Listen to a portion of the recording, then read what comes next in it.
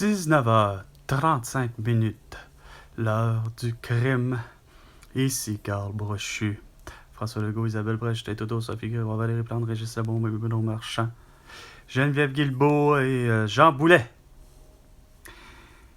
Nous vivons au Québec depuis 2020, donc ça fait 5 ans, facilement dans une fausse démocratie.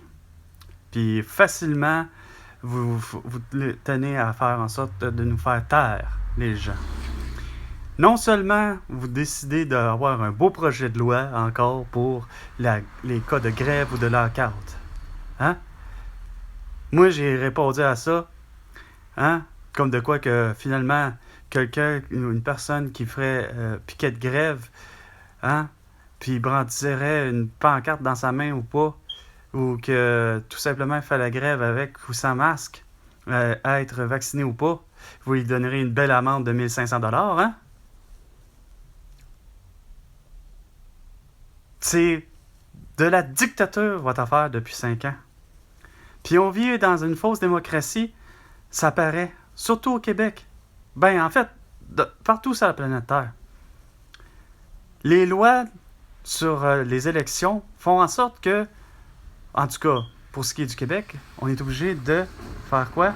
Ben, on est obligé de voter pour des sièges. Quand que pourtant la solution est simple, c'est que tu prends le suffrage universel. Regarde, les élections dernières, là, c'est pas compliqué. Il y avait seulement 1 685 000 à peu près personnes qui ont voté pour François Legault, contre 2 420 000. Moi, j'y vois vraiment de la merde.